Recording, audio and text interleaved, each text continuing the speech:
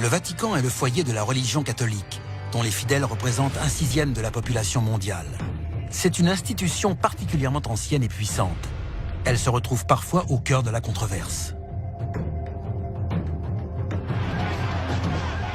Selon de récentes révélations, le Saint-Siège aurait participé à une vaste campagne visant à dissimuler l'existence des ovnis. L'Église se prépare à admettre l'existence d'une vie extraterrestre et à l'inclure dans la création. Si l'on en croit certains ufologues, le Vatican a depuis des siècles connaissance d'une forme de vie extraterrestre. Les conséquences d'une telle affirmation seraient tellement graves que des générations de papes et de cardinaux ont préféré tout nier en bloc. Et si ces allégations étaient vraies?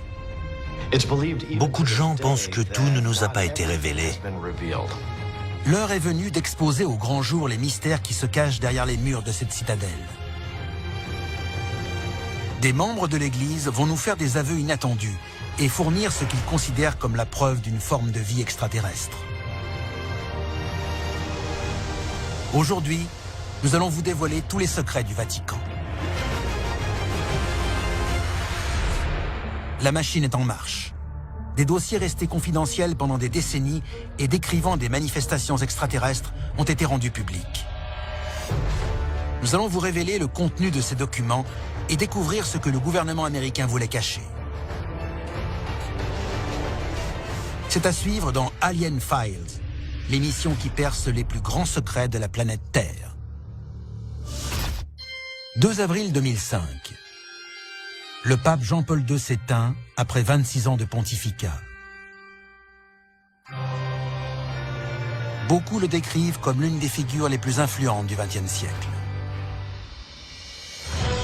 Le 8 avril, à 6h03 du matin, quelques heures avant ses funérailles, un objet volant non identifié apparaît sur les caméras de surveillance de la basilique Saint-Pierre. Ce mystérieux appareil serait-il la preuve d'un lien entre le Vatican et les extraterrestres? Certains ufologues et historiens estiment cette hypothèse crédible et la font remonter au fondement même du catholicisme. Et si cet objet était venu d'un autre monde pour rendre un dernier hommage au pape? Un des secrets les mieux gardés de l'Église est leur croyance en une vie extraterrestre. En 1543, à Toruń, en Pologne, Nicolas Copernic pose les bases de l'astronomie moderne en prouvant que la Terre tourne autour du Soleil et non l'inverse. 5 ans plus tard, à Naples, le philosophe Giordano Bruno va plus loin en affirmant que les planètes qui nous entourent sont elles aussi habitées.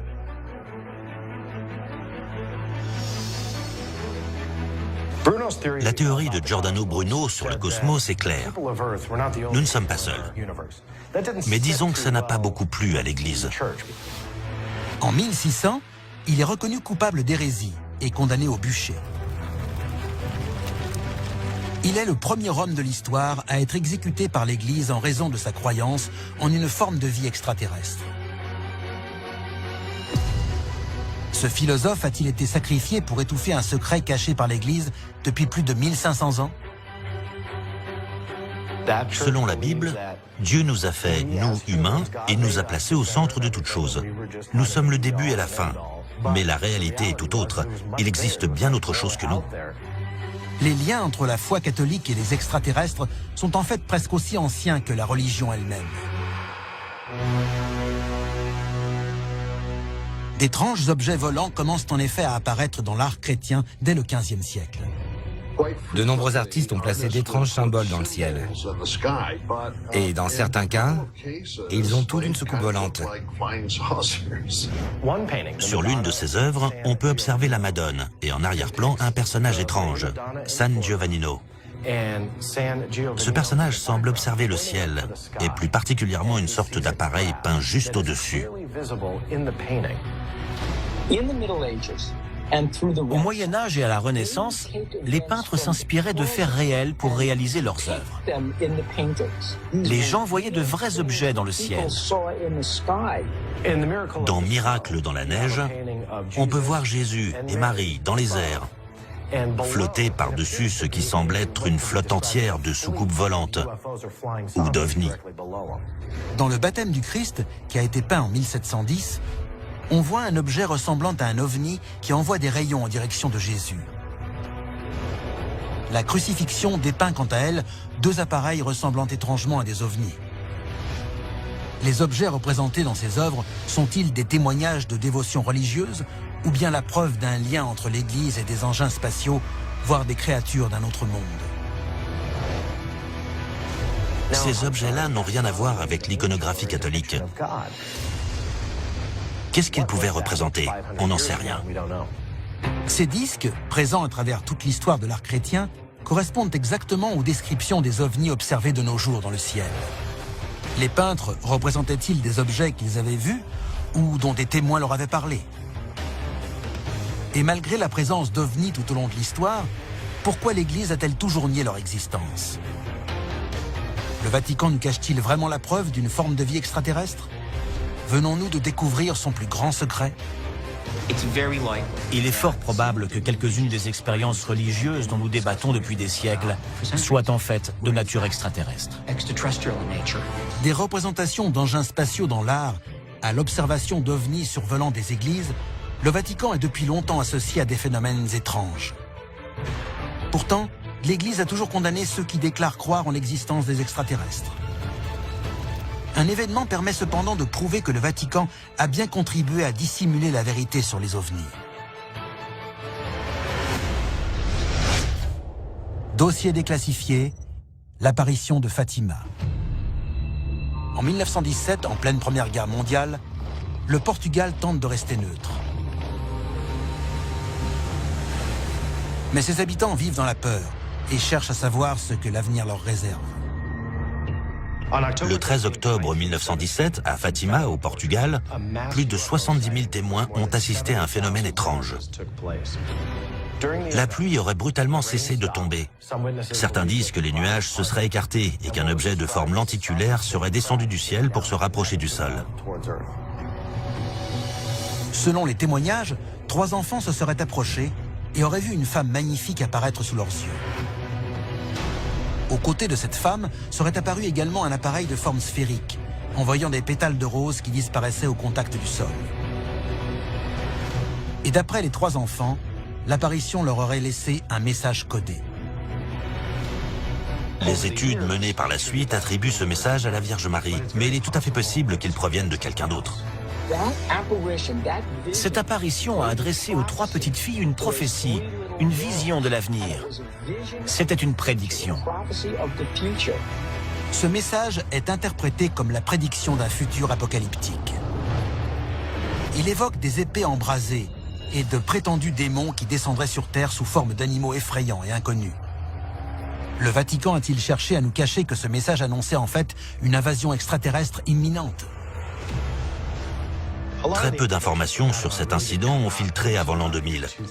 Et tout porte à croire qu'à ce jour, tout n'a pas encore été révélé. S'il s'agit vraiment d'un avertissement venant d'un autre monde, je suis certain que beaucoup aimeraient l'entendre. Des apparitions, des lueurs dans le ciel, des messages venant d'êtres étranges. Les signalements de manifestations extraterrestres continuent de se multiplier à travers le globe. Et si l'on en croit certains experts, le Vatican s'y intéresse de très près. En 2011, plusieurs individus résidant en Côte d'Ivoire ont vu une lumière dans le ciel. Mais pas n'importe quelle lumière. Il s'agissait d'une lumière en forme de diamant.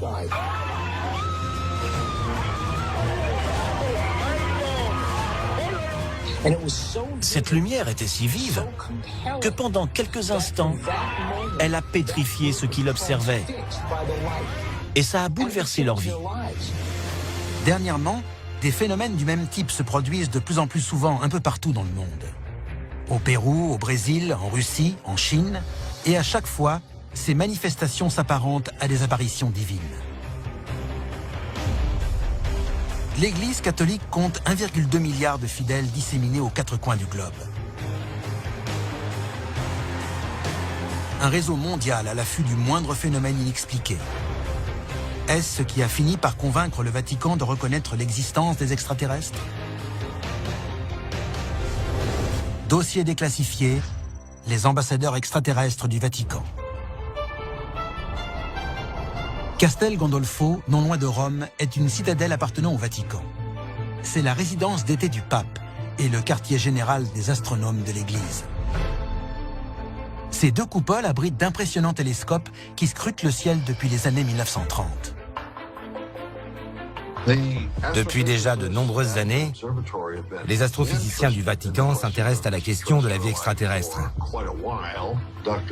José Funes, le directeur de l'observatoire de Castel Gandolfo, a confirmé l'existence probable d'une intelligence exoplanétaire. L'univers est si grand, si vaste. Il contient des centaines de milliards de galaxies. Chacune compte 100 millions d'étoiles. La plupart ont certainement des planètes en orbite. Il est donc possible que la vie ait pu évoluer ailleurs, comme elle l'a fait sur Terre. Existe-t-il des preuves tangibles d'un complot à l'intérieur du Vatican? Oui. Le Vatican lui-même déclare que si la vie extraterrestre existe, elle est le fruit de la création de Dieu. L'indice le plus probant remonte au mois de novembre 2009. L'Académie pontificale des sciences tient alors une conférence réunissant une trentaine de scientifiques et responsables religieux à Rome. Le sujet, la vie sur les autres planètes, ses possibilités et ses conséquences. En organisant ce sommet, le Vatican s'est trahi. Mais le fait le plus éloquent est sans doute ce qui a été découvert sous le Vatican. Tout au long de son histoire, le Vatican a nié vigoureusement l'existence des extraterrestres. Pourtant, quelques-uns de ses représentants ont récemment revu leur position. Comment expliquer un tel revirement? Que sait l'Église ou qu'a-t-elle découvert pour revenir sur une doctrine martelée depuis 2000 ans?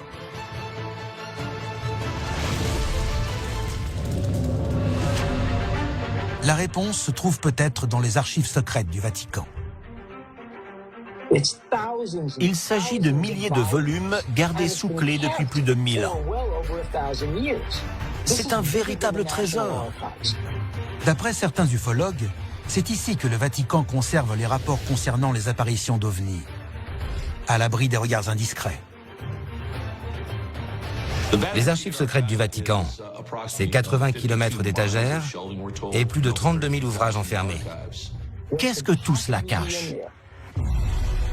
En 1977, Jimmy Carter est un des rares présidents américains à déclarer avoir vu un OVNI.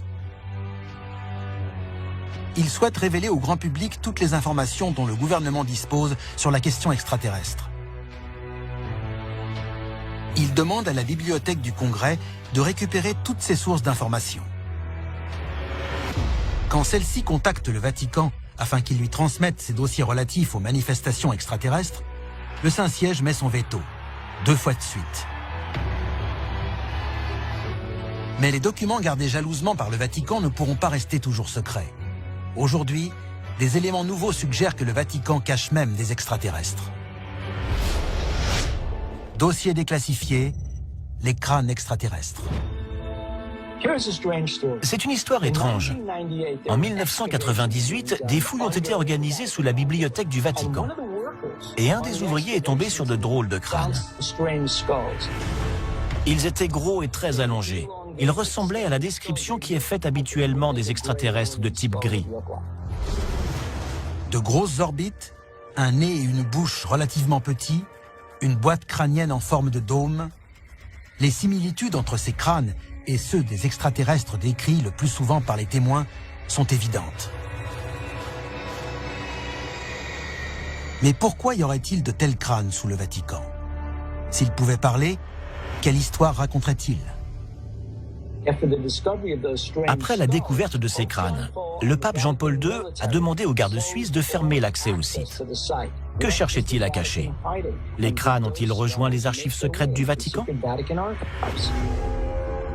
L'Église catholique a très bien pu récupérer des extraterrestres au cours de ses enquêtes sur des phénomènes étranges. Ces crânes peuvent-ils être les ossements d'extraterrestres ayant vécu au Vatican?